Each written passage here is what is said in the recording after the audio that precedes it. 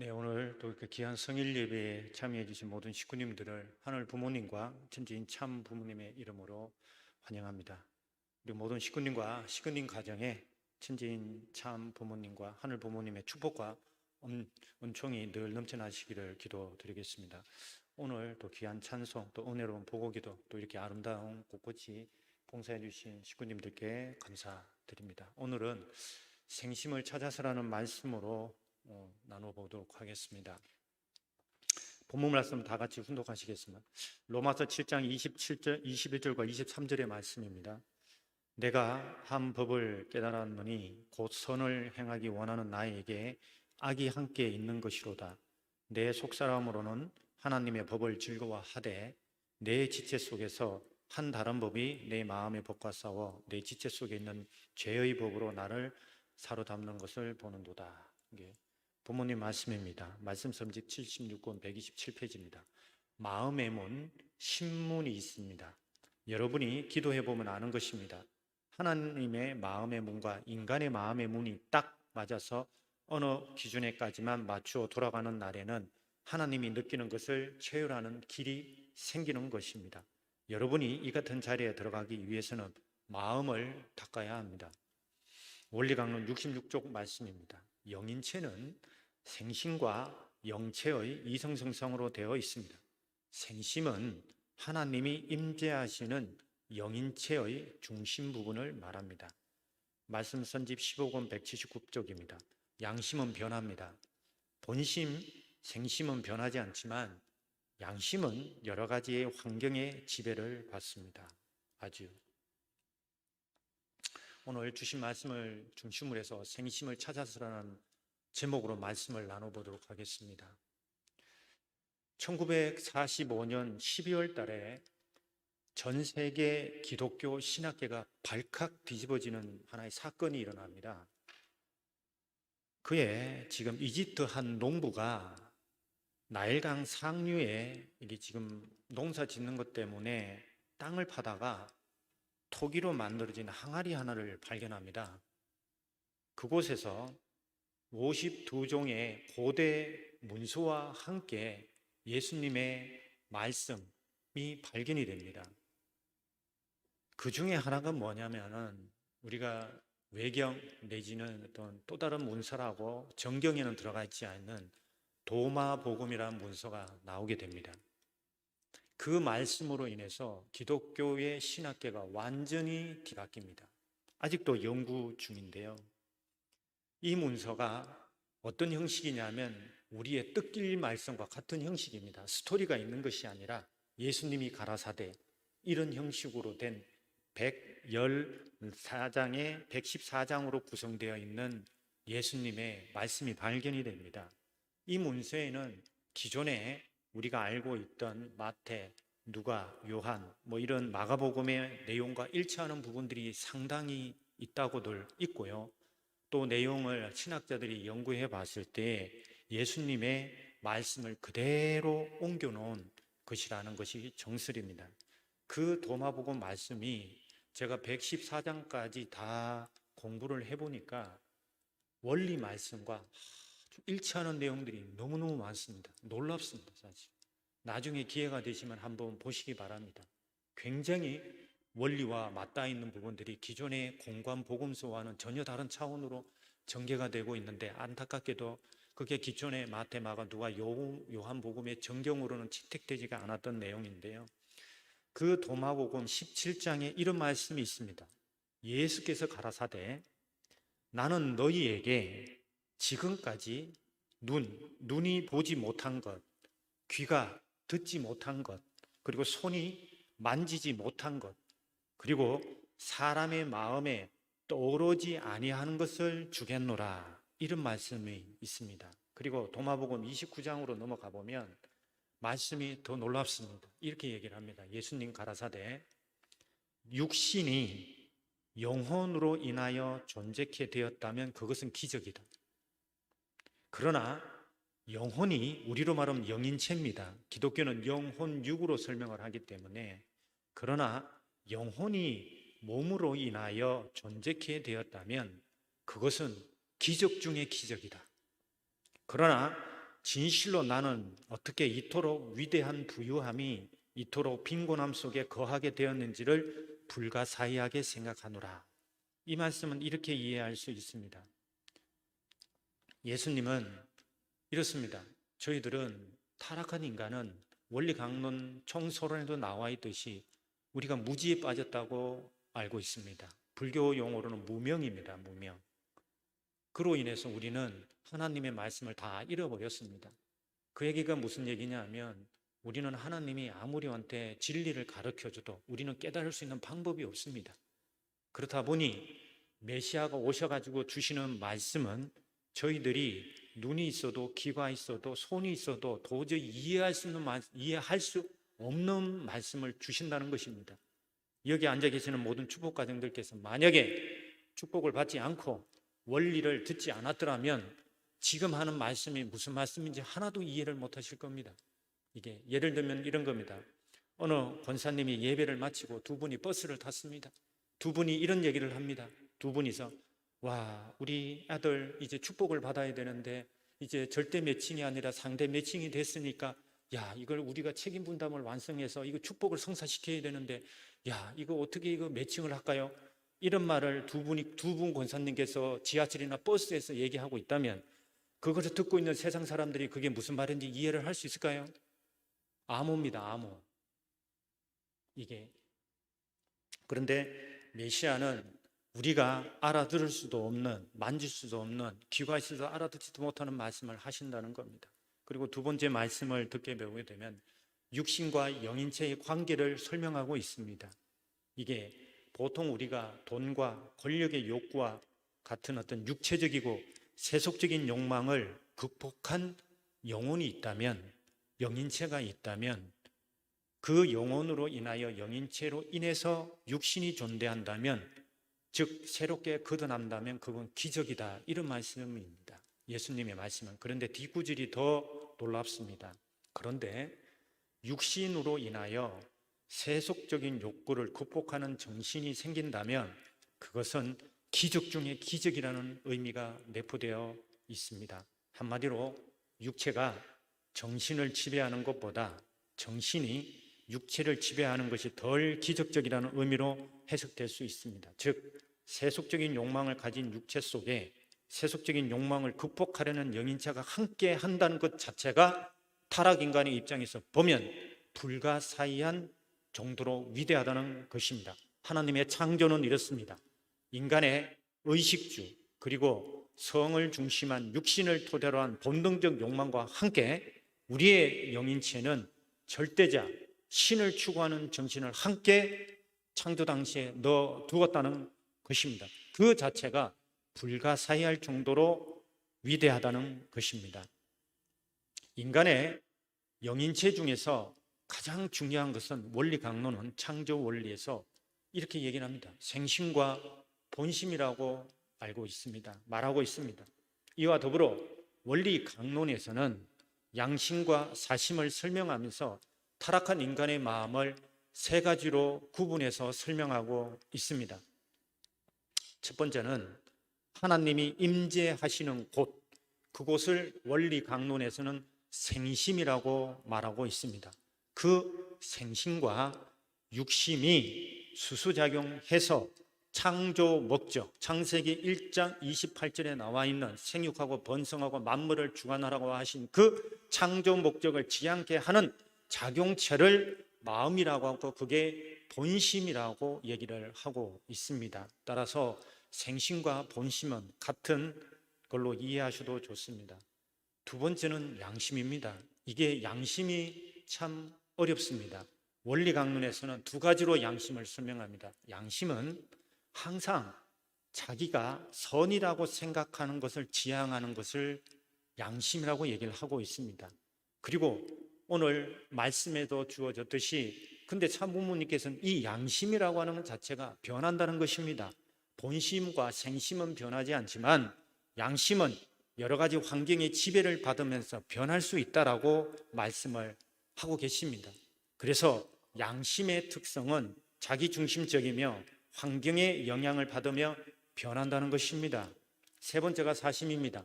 사심은 사탄을 중심한 마음입니다. 이것은 너무나 좀 명쾌하지요. 그런데 타락 인간의 슬픔과 비애가 무엇이냐 하면은 인간의 마음 안에 창조 본인의 당시에 주어졌던 생심과 본심만이 있는 것이 아니라 인간의 마음 안에 자기가 옳다라고 생각하는 양심이 크게 자리 잡고 있고 또 자기 이익만을 구하는 즉 사탄을 중심한 사심이 같이 뭉쳐져서 작동하고 있다는 것입니다. 그래서 타락 인간의 가장 큰 비애가 무엇이냐면 생심과 본심, 양심 그리고 사심을 구분할 수가 없다는 것입니다. 여기에 모인 식구님들 혹시 지금 우리의 마음, 지금 앉아 계신 이 공간적인 게 아니라 여러분의 마음이 지금 생심 자리에 와 있는지 양심의 자리에 있는지 아니면 사심의 자리에 있는지를 구분할 수 있을까요? 참 쉽지 않습니다. 그래서 신앙길을 가야 된다고 얘기를 하고 있고 아버님께서는 부모님께서는 기도와 정성을 드려야 된다고 얘기를 하고 말씀하고 계시면 그렇지 않으면 구분은 분별은 불가능하다고 말씀을 하고 계십니다. 따라서 우리가 본연의 신앙길을 가기 위해서는 가장 먼저 생심과 본심 그리고 양심 그리고 사심을 구분할 수 있어야 됩니다. 하나님이 어디로 오시겠습니까? 원리 강론은 그 생심의 자리에 가야 그 생심의 자리에서 하나님과 수수작용을 할 때 하나님이 인간한테 그 생심한테 생소를 보내주신다고 원리 강론은 설명하고 있습니다. 우리 인간은 생소를 받지 않은 모든 내용들은 다 사탄 것입니다. 따라서 우리가 생심 자리에서 많이 하나님의 임재를 하나님의 말씀을 하나님의 사랑을 우리가 받을 수 있고 체휼할 수 있다는 것입니다. 참 부모님께서는 말씀 선지 141권 78쪽에서 이렇게 말씀하십니다. 내가 살고 있는 생활이 우리의 본심이 원할 수 있는 삶의 자리에 서 있느냐? 못 서 있다는 사실을 알아야 됩니다. 이건 부정할 수 없는 것입니다 라고 하십니다. 그만큼 우리 삶의 자리가 본심을 중심한 생심을 중심한 자리에 서 있다는 것 자체가 너무너무 어렵다라고 하는 것을 참 부모님께서 말씀하고 계십니다. 그렇습니다. 타락 인간은 생심과 본심의 자리에 서 있지 못하다는 그 사실을 분명히 자각하고 나가야 됩니다. 우리는 타락론을 통해서 너무나 잘 알고 있는 사실입니다만 우리의 마음의 자리를 다시 한번 되돌아볼 때는 그 구분을 해낼 수 있다면 우리는 참으로 참된 신앙의 길을 찾아갈 것이라고 생각이 됩니다. 그래서 참 부모님의 말씀처럼 우리 신앙의 자리는 양심의 자리도 아니고 사심의 자리도 아니고 생심과 본심의 자리인 것입니다. 양심과 사심의 자리는 우리가 분별하고 구분하고 정리해야 될 마음의 자리라는 사실입니다. 인간의 마음의 특성 중에 하나는 이게 멈춰지지 않는다는 것입니다. 마음이 멈춘다는 것은 곧 죽었다는 것입니다. 따라서 이 멈추지 않는 마음, 근데 이 마음이 특성 중에 하나가 뭐냐면 우리의 마음은 끊임없이 무언가를 향해서 달려간다는 것입니다. 마음이 육체에 구속되어 있지 않습니다. 육신에 구속되어 있는 게 마음이 아닙니다. 우리의 마음은 아침부터 저녁까지 끊임없이 무언가를 향해서 달려나갑니다. 여러분들 아침에 일어나시면 무엇부터 생각하십니까? 제가 정수원 회장님을 모시고 한번 세미나를 한 적이 있습니다. 여쭤봤습니다. 어떻게 하나님을 체휼하십니까? 어떻게 하나님을 모시고 사십니까? 라고 했더니 그 정수원 회장님께서 이렇게 얘기하시더라고요. 아침에 눈 뜨자마자 여러분들은 무슨 생각을 하냐고. 요즘은 핸드폰부터 손에 가죠. 이렇게도. 아니면 오늘 하루를 어떻게 살까? 내지는 아침을 뭘 먹을까? 화장실에 갈까? 이런 생각들을 많이 합니다. 보통. 근데 그분이 저한테 주신 말씀은 뭐냐면 일어나자마자 하나님을 생각해야 된다. 당신도 그 대단하신 원로께서 아침에 일어나자마자 하나님을 생각하는 게 그렇게 어렵다고 얘기를 하시더라고요. 이게 우리의 마음은 끊임없이 무엇을 향해 나갑니다. 하지만 그 무엇이 무엇이냐가 중요한 것입니다. 우리 신앙에 있어서 우리가 생심의 자리에서 추구해야 될 그 대상은 우리는 정해져 있습니다. 내가 생각하는 모든 것의 출발, 중심, 서 있는 자리가 어딘지를 늘 파악해 봐야 될 것입니다.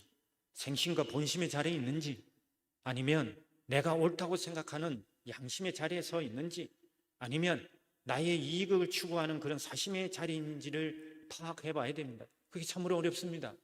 제가 기도할 때 많이 느껴지는 게 있습니다.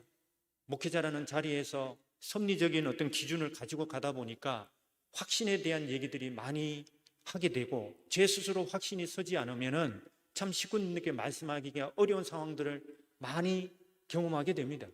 근데 기도를 하게 되면은 그게 진짜 본심과 생심의 자리에서 얘기하는 것인지, 내가 옳다고 하는 그 양심의 자리에서 하게 되는지를 한번 많은 부분들을 경험하게 됩니다. 기도를 하게 되면 제가 이렇게 기도를 합니다. 하늘 부모님, 천지인 참 부모님, 죄송합니다.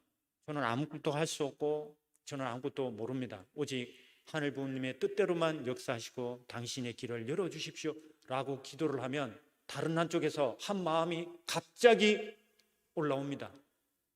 내가 모르는 게 무엇이며, 아니면 내가 할 수 없는 게 어딨나 라고 하는 마음이 불현듯 갑자기 올라오게 됩니다. 그 기도를 하지 않으면 그런 마음이 올라오지 않더라고요. 그러면서 제가 느끼는 게 있습니다. 내 마음속에, 우리 마음속에 내가 옳다라고 하는 그 말씀의 그 기준들이 너무 강하게 자리 잡고 있구나. 내가 만약에 그 자리로, 그 영점의 자리로 내려가지 않는다면 그 마음이 나를 바울의 고백처럼 죄의 자리로 끌고 갈 수밖에 없구나라고 하는 것을 실감하게 하는 기도를 매일 하고 있습니다. 사실은 부끄럽지만 그렇습니다. 말씀선집 201쪽에서 201권 229쪽을 보면 이런 말씀을 하십니다. 그러면 우리가 어느 자리를 찾아가서 그 생심의 자리를 찾아간다는 것 자체가 사실은 너무너무 어렵습니다. 모든 종교인들의 꿈이며 소망이며 사실은 목적이기도 한 곳이 그 우리로 말하면 본심의 자리, 생심의 자리를 찾아 들어가는 겁니다. 명상하는 사람들, 불교인들, 그 다음에 신비주의자들, 아니면 힌두교 이런 분들 다 그 생심과 본심의 자리를 찾아가려고 무던히도 노력들을 많이 하고 계십니다. 참 그것이 쉽지 않습니다. 그런데 참 부모님의 말씀을 통해서 보면 그 본심과 생심의 자리를 찾아갈 수 있는 길을 제시해 주고 계십니다.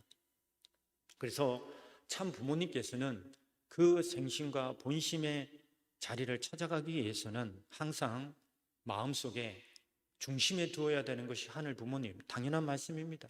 다음에 참 부모님, 그 다음에 참 사랑, 절대 유일불병하는 영원한 진리를 추구하는 그런 나의 노력과 정성이 필요하다고 얘기를 하십니다. 그런 내 마음의 지향성을 가지고 간다면 그곳에 도달하는 것이 바로 생심이고 본심이라고 얘기를 하고 계십니다. 말씀선집 201권 229쪽을 보면 이렇게 말씀하십니다. 생심과 본심은 그 자리를 찾아가려면 무엇을 좋아하느냐? 생심과 본심은 나를 희생시켜 상대를 위해 투입하는 그 자리, 그런 지향성, 그런 방향성을 놓고서 가는 그 자리가 생심과 본심의 자리라고 얘기를 하십니다. 당연한 말씀이십니다. 창조가 그러했기 때문입니다. 우리는 그 자리를 찾아 들어가야 될 것입니다. 부모님께서 말씀하시듯이 지금 오늘 말씀에도 하셨습니다. 우리가 섭리길을 따라오면서 많은 선배님들께서, 축복가정들께서 살아온 그 삶의 자리가 희생의 자리고, 나아가 아닌 가정을 희생하면서 일본 식구님들께서는 민족과 국가를 희생시켜서라도 한국으로 와서 그 삶을 살아가고 계십니다. 그러한 희생과 투입의 삶의 자리, 그렇게 투입하셨던 그 자리가 바로 생심과 본심의 자리였고, 그를 통해서 하나님이 역사하고 계시고 그 자리로 가셨기 때문에 하나님께서 우리 축복 가정들을 이만큼 이 자리로 인도하셨다라고 저는 믿습니다. 그리고 참 부모님께서는 이렇게 말씀하십니다. 생심과 본심의 자리는 뭐냐? 바로 하나님이 가시고자 하는 그 방향에 일치하는 그 자리, 그 지향성, 그 방향성이라고 말씀을 하십니다. 그리고 하늘 부모님의 서러운 마음과 슬픈 마음을 이해하는 자리, 그거를 찾아가는 방향성이라고 또 얘기를 하십니다. 또 하나님의 섭리적인 때를 자각하고 찾아 들어가는 그 자리, 그것이 바로 생신과 본심의 자리라고 얘기를 하고 계십니다. 우리가 많이 들었던 내용들입니다. 오늘 이렇게 말씀을 드리는 것은 다시 한번 우리가 신앙해야 되는 자리, 우리가 찾아 들어가야 될 자리, 우리가 하나님을 만날 수 있는 자리, 그 자리를 다시 한번 상기하기 위해서 드리는 말씀입니다. 그리고 또 한 말씀 주십니다. 메시아를 중심한 그 자리를 찾아 들어가야 된다. 절대적으로 참부모 메시아를 향한 자리로 들어가야 된다라고 얘기를 하고 계십니다. 그리고 분명히 부모님께서 말씀하고 계십니다. 참부모는 아버지 한 분도 아니요, 어머니 한 분도 아니요, 두 분 다 참 아버님과 참 어머님 두 분 다 모시고자 하는 그 자리, 그 자리가 바로 생심의 자리고 본심의 자리라고 분명히 말씀하고 계십니다. 그리고 참 부모님을 가장 먼저 모시고자 하는 자리, 그 자리가 바로 생심이며 본심의 자리라고 하는 것을 분명하게 말씀하고 계십니다. 우리들은 타락한 인간으로서 예수님이 말씀하셨듯이 아무리 우리가 원리를 만나지 않고 참부모님을 만나지 않았더라면 들어도 그게 무슨 말인지 눈이 있어도 볼 수도 없고 손이 있어도 만질 수도 없는 그러한 타락 인간으로의 삶을 살아갈 수밖에 없었을 것입니다. 하지만 저희들 참부모님을 만나고 원리를 통해서 저희들이 이만큼 또 주시는 그 진리의 말씀을 깨닫고 인간으로서 본연의 인간으로 살아갈 길을 걸어가고 있다는 것 자체가 놀라운 참부모님의 은총입니다. 그 자리, 그런 참부모님을 찾아갈 수 있는 자리, 아니 찾아가야만 하는 자리, 반드시 그 자리를 우리가 사수하지 않으면 우리의 생심과 본심은 다 양심과 사심한테 먹혀버릴 겁니다. 그거는 사자와 같습니다. 용맹할 그 욕망을 우리가 이겨낼 수 없습니다. 우리가 그 사자와 같은 양심과 사심의 욕망을 이겨낼 수 있는 그 자리로 들어가지 않으면 우리의 신앙길은 완전히 그 사자와 같은 욕망에 사로잡힌 그 자리 속에서 영원히 헤어나지 못할 것입니다. 도마뱀에 그대로 나와 있습니다. 우리는 지금과 하늘 부모님을 찾아가는 자리, 참사랑의 자리, 참부모님을 모시는 자리, 그리고 또 하나 절대 유일불변 영원한 진리를 찾아가는 자리로 들어가야 될 것이라고 말씀하고 계십니다. 또 하나는 아버님 말씀에 양심과 본심은 비원리와 투쟁할 수 있는 그런 본성을 가졌다라고 말씀을 하고 계십니다. 인륜이 아닌 천륜을 찾아 들어가는 자리를 말씀하고 계시고, 마지막으로 본심과 생심의 자리는 육신을 주관해낼 수 있는 그 자리 방향성을 말하고 계십니다. 우리는 이제부터 오늘 주신 말씀을 통해서 가장 저도 신앙길을 걸어가면서 지금도 고민스러운 부분들이 양심과 생심을 구분하는 것이었습니다. 내가 옳다고 내가 선이라고 생각하는 그 양심, 그것이 진정한 생심일까 본심일까 라고 하는 그 자리 어떻게 구분할 수 있을까? 참으로 신앙인으로서 고민스러운 내용입니다. 하지만 오늘 참부모님의 말씀을 통해서 저희들은 명확하게 그 자리를, 본심과 생심의 자리를 찾아 들어갈 수 있는 길을 발견하게 될 것입니다. 따라서 우리는 내가 선이라고 하는 그 양심의 자리를 빨리 벗어나야 됩니다. 그 자리를 벗어나지 못하면 타락한 루시엘, 타락한 아담, 타락한 해와와 같은 입장에 빠질 수밖에 없을 것입니다. 루시엘이, 아담이, 해와가 하나님 부모님 앞에 스스로 본심과 생심의 자리에서 상대 기준을 조성한 것이 아니라 자기들의 입장을 변명하면서 자기들이 옳다라고 생각했던 그 자리에서 하나님을 상대했기 때문에 영원한 지옥불에 던져질 수밖에 없었고 에덴 동산에서 스스로 나올 수밖에 없었다라고 하는 성세의 교훈을 저희 다시 한번 새겨야 될 것입니다. 그래서 오늘 우리 생각은 생심의 자리라고 하는 것, 그것은 양심의 자리와 비교해서 빨리 자신만이 옳다고 생각하는 그 자리를 벗어나야 할 것입니다. 결국은 그 자리를 어떻게 벗어나는가라고 하는 것이 곧 생심을 찾아가는 것이 그 목적과 일치하게 될 것입니다. 아버님이 이렇게 말씀하십니다. 32권 185쪽에서 우리가 생심을 중심한 신앙생활 하는 데 있어서 기도와 정성은 기본 토대입니다 라고 얘기를 하십니다. 이렇게 또 얘기를 하십니다. 선생님은 여러분에게 영적으로 가르쳐 줍니다. 그렇죠? 기도 가운데 선생님을 영적으로 가끔 만나는 사람 손 들어 보세요. 여러분들이 드리는 기도 가운데서 선생님을 만나지 않은 사람은 가짜입니다. 여러분이 기도만 하면 선생님이 틀림없이 가르쳐 줍니다. 선생님이 반드시 가르쳐 준다는 거예요. 가르쳐 주지 않는 사람은 아직 멀었습니다. 기도를 안 해서 그래요. 정성을 안 들였다는 것입니다. 정성을 들이고 기도하게 되면 반드시 가르쳐 주는 것이 원칙입니다 라고 말씀을 하고 계십니다. 이러한 참부모님의 신앙 지도와 관련해서 전성경 779쪽 이하에 여러분들이 많이 들으셨던 그런 구체적인 내용이 됩니다. 영적으로 지도하시는 데 있어서 4단계로 지도하신다라고 말씀이 정리되어 있습니다. 많이 들어보셨을 겁니다. 1단계 암시로 알려주시고, 2단계 몽시로 알려주시고, 3단계 계시로 알려주시고, 4단계 묵시로 알려주신다라고 하십니다. 전성경 779쪽 이하를 굉장히 주의 깊게 한번 훈독해 보시기 바랍니다. 그게 암시는 이렇게 말씀하고 계십니다. 상징을 통해서 아니면 어떤 사람의 말을 통해서 하나님의 진리, 섭리를 자각해 해 주신다는 것입니다. 우리와 기도와 정성을 통해서 할 때 1단계가 그렇다고 하는 것입니다. 이렇게 아버님은 예를 들어 이렇게 설명하십니다. 내가 걸어갈 때 좋은 집 담벼락에 앉아있던 새가 날아가는 것을 보았을 때에 새가 날아가는 그 자취를 통해서 암암리에 아무도 모르는 사이에 무엇을 느끼는 게 있다면 그것이 바로 하나님이 나한테 알려주는 것이다 라는 걸로 말씀을 주십니다. 한국식으로 얘기를 하면 아침에 까치가 와서 울면은 좋은 손님이 올 것이다 라고 하는 그런 예와 상통하는 것입니다. 하지만 이거는 굉장히 유이례적인 사건들입니다.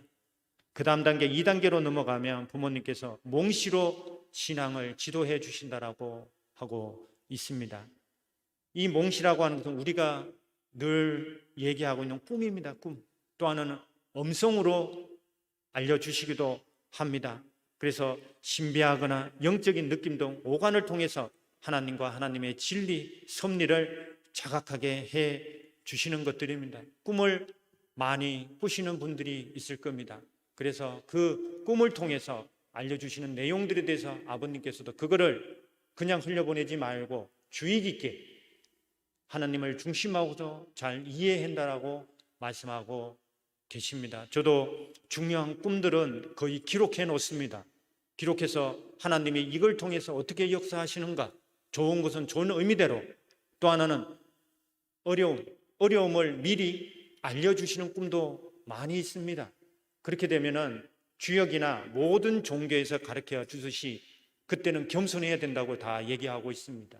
그렇지 않으면 그 화가 그 몇 배 이상 올 수 있다라고 하는 것을 미리 알려주는 꿈들도 되게 많습니다.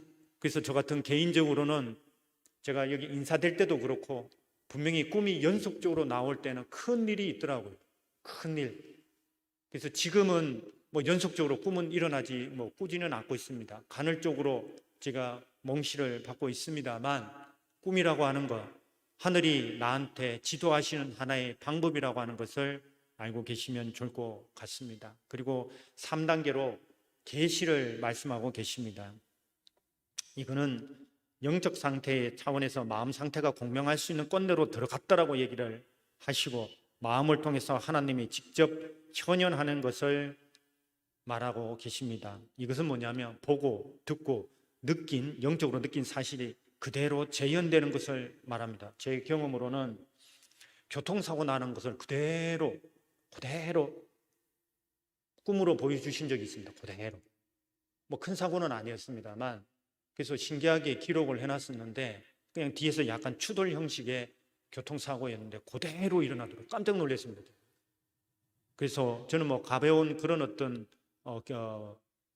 계시 같은 것이었습니다만, 그것은 기본적으로 하나님께서 우리한테 구체적으로 더 높은 차원에서 더 깊게 지도하시는 부분이라고 이해가 됩니다. 마지막으로는 묵시를 얘기하고 계십니다. 묵시는